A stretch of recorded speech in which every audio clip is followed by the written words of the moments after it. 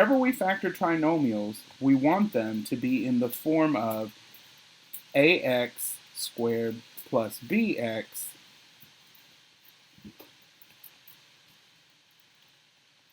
plus c. We have to find two factors that when they multiply,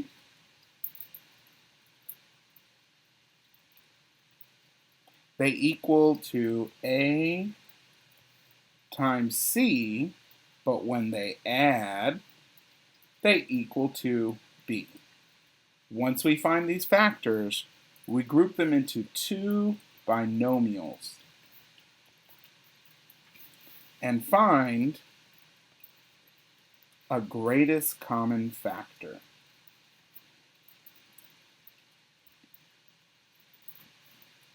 So let's go through the very first example. This one says x squared minus 8x plus 12, and we're trying to break this down into its factors. So first thing I'm going to do is I'm going to locate a, b, c.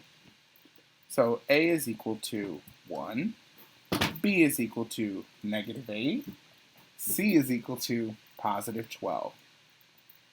Now I'm going to take a, multiply it by c, 1 times 12, and I need a number that when multiplied together gives me 12, but adds together to give me b, which is negative 8.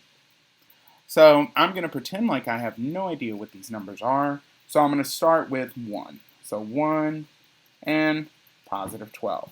That multiplies give me 12, but it doesn't add together to give me negative 8. I need a negative number, which means both of these have to be negative. So now I'll try negative 2, negative 6.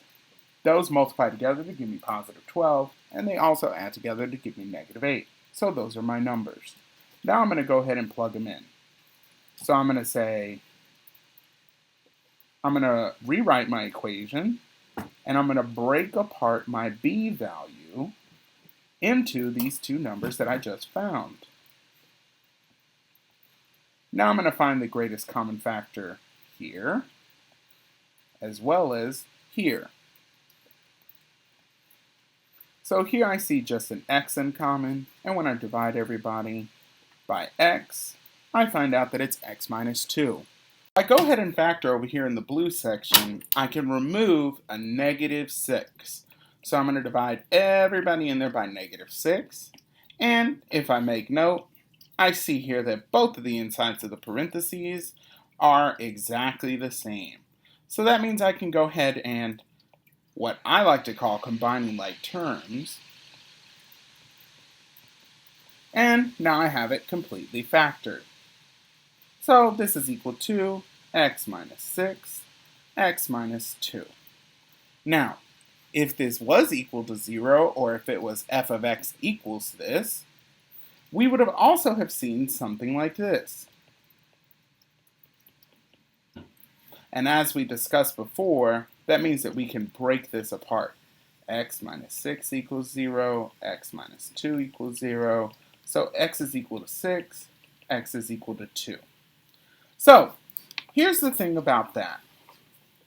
What this also means is that if I plug this equation into a calculator and then plug in each one of these, this guy and this guy, that they should all intersect at x-intercepts, meaning that this is going to intersect at x equals 6, this is going to intercept at x equals 2.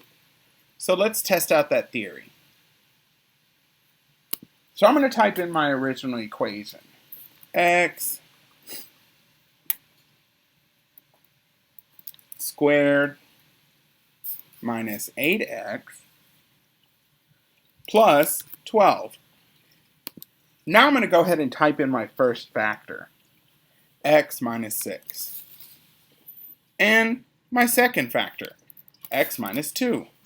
Noticing that on each of the x-intercepts, here and here, they landed directly on there. So Desmos is kind of a weird calculator where it's not going to let us directly figure that out, but we can use this workaround. So as long as I see this and this going exactly through my x-intercepts, that means that that's my answer. All right, next example.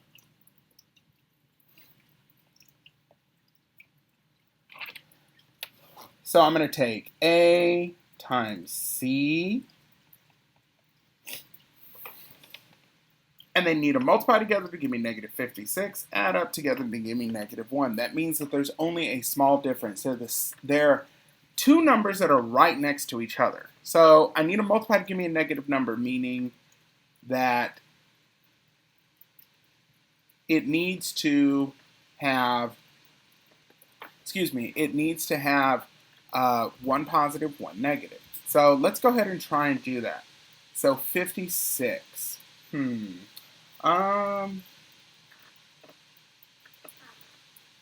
So I'm going to go ahead and start. I have no idea where to start. So I'm going to say negative 1, positive 56.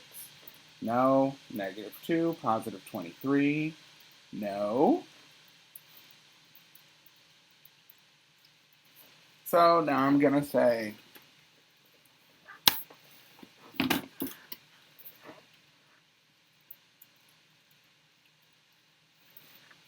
negative 4, positive 14. No. Okay.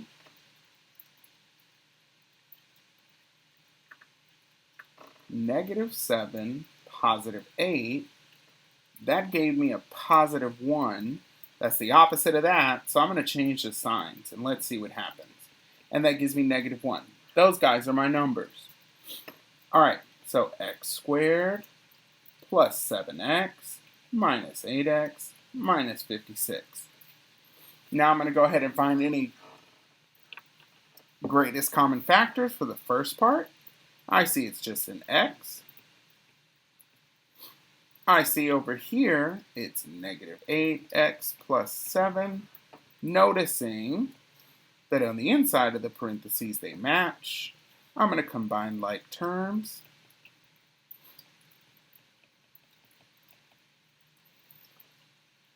And I'm going to verify my answer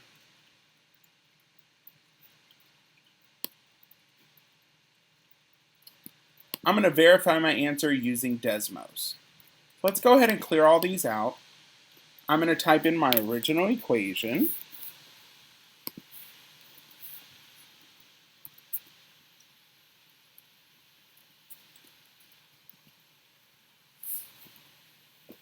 And I'm going to go ahead and type in my two factors.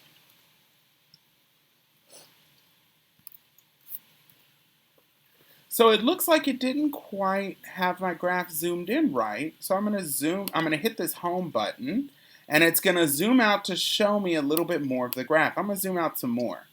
So I see here that I have one of my factors in yellow, one in green, my original equation in blue. Noticing that here it goes exactly through that x-intercept, here it goes exactly through that x-intercept. So yes, it is true. X is equal to 8, and x is also equal to negative 7. All right, next example. So here we have one with a coefficient in front of my x squared. So a times c, adding together to give me b. So I don't know where to start with this, but I do know that they've both got to be negative. Why? Two negatives make a positive here, and two negatives adding together will give me a negative. So let's try that. Negative 1, negative 45, no. Negative 3, negative 15, yes, those are my numbers. So let's go ahead and break these apart.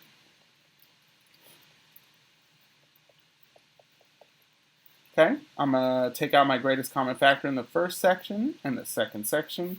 Here it looks like it's a 5x. And over here it looks like it's a negative 3. And it looks like everything on the inside of my parentheses is exactly the same. So that means I can go ahead and combine like terms. So 5x minus 3 into x minus 3. Let's verify this on Desmos. So I'm going to clear all these guys out. 5x squared minus 18x plus 9. And I'm going to type in my factors now. 5x minus 3, x minus 3. Okay, let's look at the graph. And it looks like it goes exactly through those x-intercepts, so x is definitely equal to positive 3, and it's also going to be equal to positive 3 over 5. So that was the correct answer. Next example. Here again, we have a coefficient in front of my x squared, so I'm going to multiply a times c, and whenever they add together, I want to give them negative 10. So it looks like I have one positive, one negative. How did I know that? Well, one positive times one negative makes a negative up here, and a positive and negative adding together could give me a negative here. But since I got a negative when adding them together, that means the negative number is probably bigger. But I'm still going to pretend like I have no idea what numbers these are. So negative 1, positive 24, that's not it. Negative 2, positive 12, that's also not it. But I notice that this is equal to positive 10. So I'm going to flip the signs.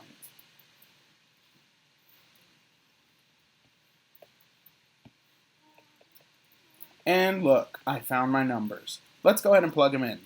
8x squared plus 2x minus 12x minus 3. In the first section, I see 2x.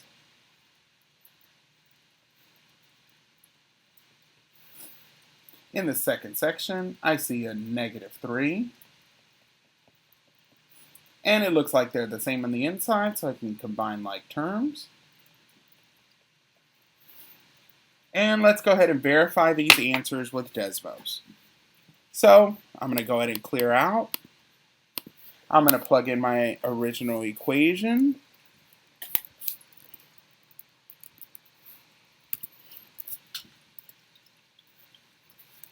And now I'm going to go ahead and plug in my factors to make sure that those are correct.